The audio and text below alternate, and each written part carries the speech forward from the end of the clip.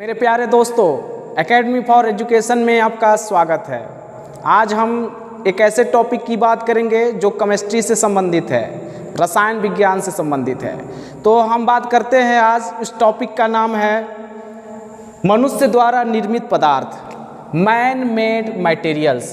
देखिए, जीवन में देखा जाए तो बहुत सारे मटेरियल जो है, सामग्री है, हमारे जीवन में उपलब्ध है, चारों तरफ उपलब्ध है।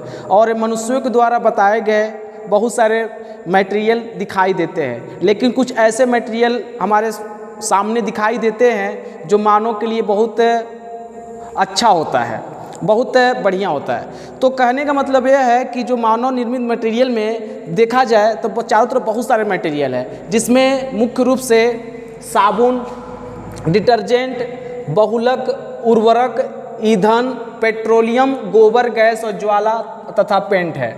तो इसमें हम पहले वीडियो में हम बात करेंगे साबुन, डिटर्जेंट और बहुलक के बारे में। उसके बाद अन्य वीडियो में हम बात करेंगे उर्वरक, ईंधन, पेट्रोलियम, गोबर गैस, ज्वाला, पेंट। यह वीडियो जो होगा ये किसी भी एग्जाम के लिए, जीएस के लिए, जनरल साइंस के लिए इम्पोर्टेंट होगा। ये जनरल साइंस जो है जीवन के मुद्दों को भी बताएगा और इसके साथ साथ हमारे जीवन में जो उपयोगिता है उसके बारे में क्या करेगा, बात करेगा।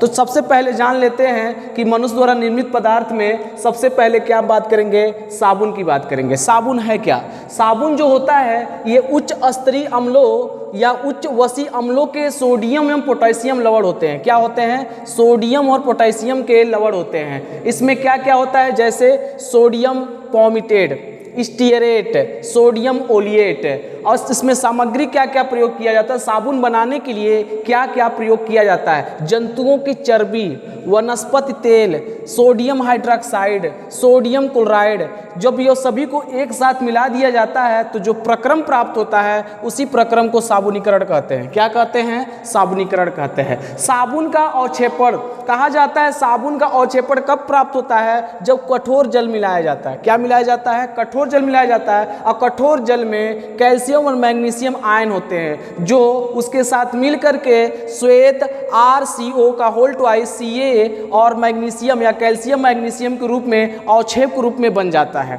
आगे बात कर लेते हैं दूसरे नंबर पर डिटर्जेंट। डिटर्जेंट जो होता है एक प्रकार का कार्बनिक यौगिक है। क्या है?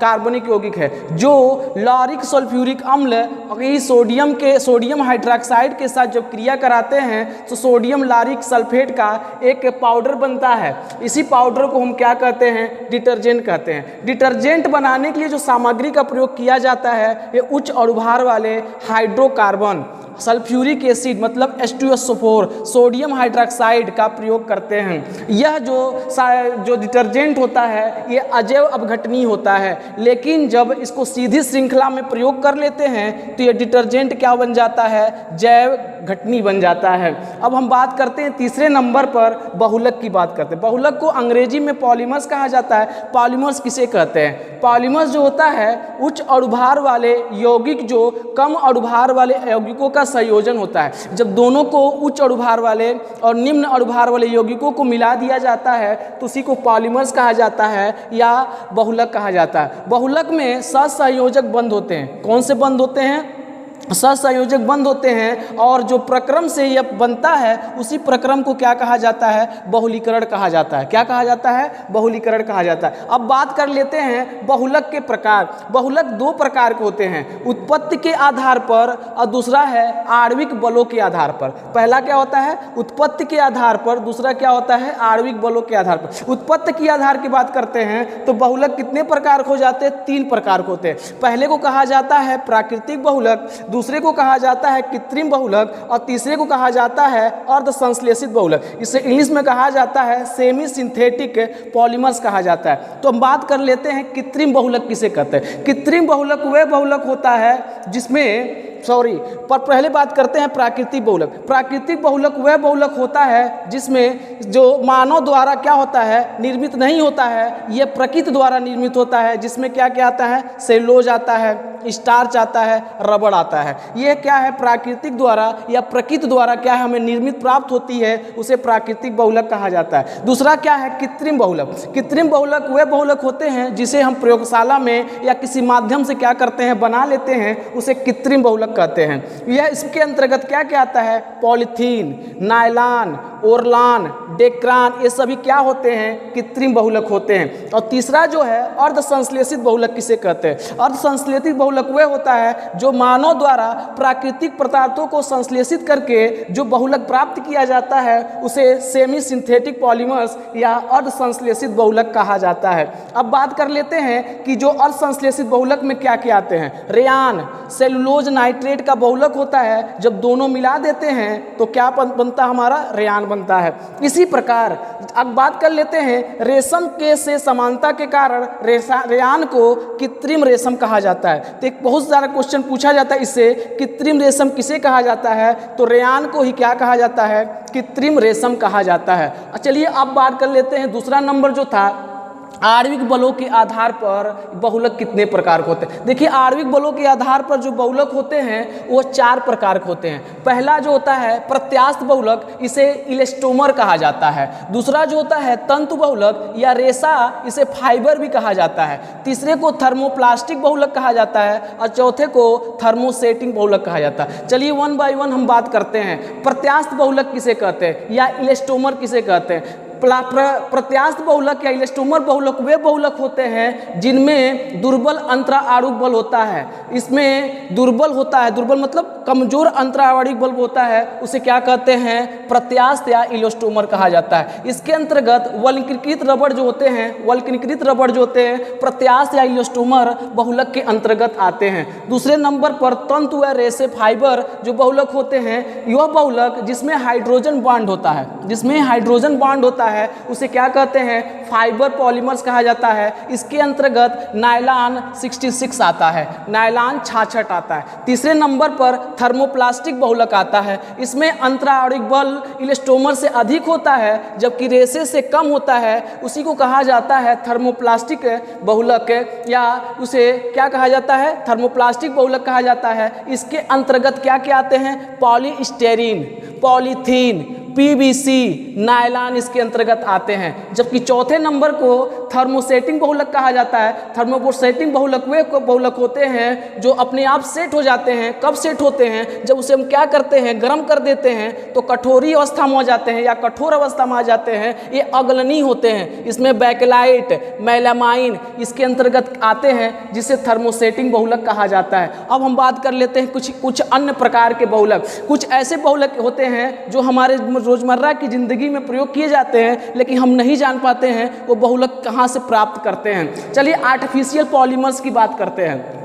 पहला पॉलीमर्स है पॉलीएथीन या पॉलीथीन। देखिए पॉलीएथिलीन या पॉलीथीन जो होता है ये एथिलीन का बहुलक होता है। इसमें जो हमारे जीवन में जो प्लास्टिक बैग होता है, विद्युत रोधन चीज़ें होती हैं, रेफ्रिजरेटर होता है और डिश जो होता है, ये पॉलीएथिलीन पॉलीथीन से क्या होते हैं? बने रहते हैं। पॉली दूसरा क्या है? पॉलीस्टाइरीन। दूसरा क्या होता है? पॉलीस्टाइरीन। पॉलीस्टाइरीन ये सफ़ेद जैसा होता है, मतलब वाइट होता है। इसका प्रयोग कहाँ किया जाता है? खिलौना बनाने में, रेडियो बनाने में, टीवी कैबिनेट बनाने में, रेफ्रिजरेटर के अस्तर बनाने में पॉलीस्टाइरीन का प्रयोग किया जाता है। तीसरे नंबर पर क्या है? टेफ्लॉन। टेफ्लॉन को पॉलीटेट्राफ्लोरोएथिलीन कहा जाता है। यह जो इसका प्रयोग कहाँ किया जाता है? सांद्र अम्लों को भरने में। जो कंसंट्रेट अम्ल होते हैं उसका जो डिब्बा होता है उसको उसमें भरा जाता है, वो किसका बना होता है? टेफ्लॉन का बना होता है। जैसे प्रेशर कुकर के जो गैलकेट होते हैं उसका भी किससे बनाया जाता है? टेफ्लॉन से बनाया जाता है। अगला है पीवीसी।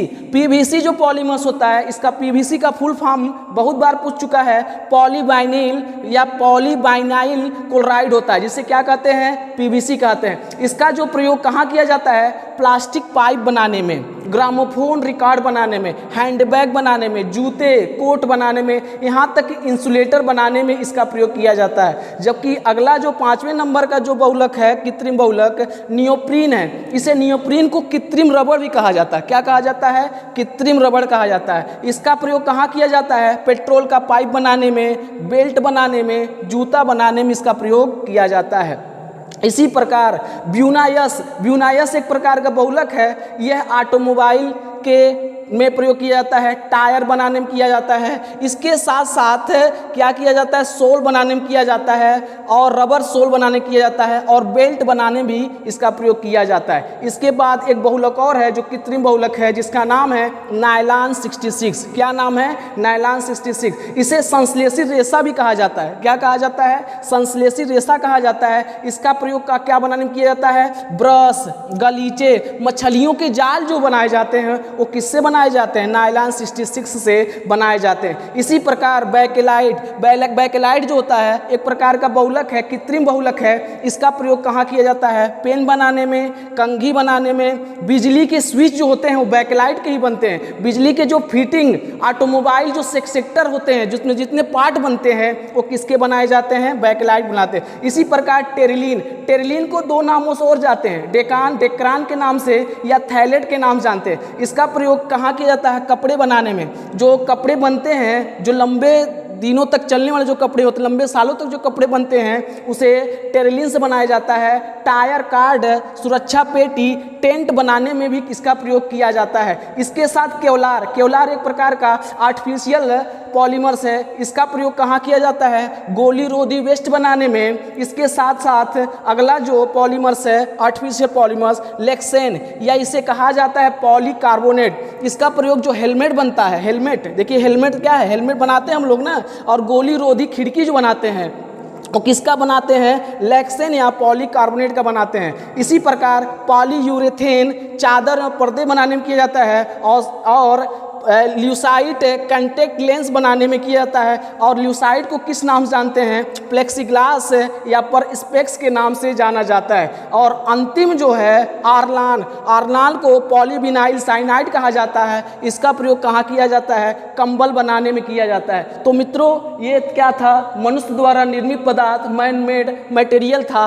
अब हम मिलेंगे किसी अन्य वीडियो में, अब बात करेंगे क्या उर्वरक के बारे में, ईंधन के बारे में, पेट्रोलियम के बारे में, गोबर गैस के बारे में, ज्वाला पेंट के बारे में बात करेंगे। और ऐसे इंफॉर्मेटिव से सूचनाएं आपको देते रहेंगे जो किसी भी जी से जीएस, जीके और इसके पश्चात जनरल साइंस से लेकर अन्य मुद्दे में हम क्या करते हैं, बात करते रहेंगे, जो जीवन के लिए क्या होगा? महत्वपूर्ण होगा। Thank you very much.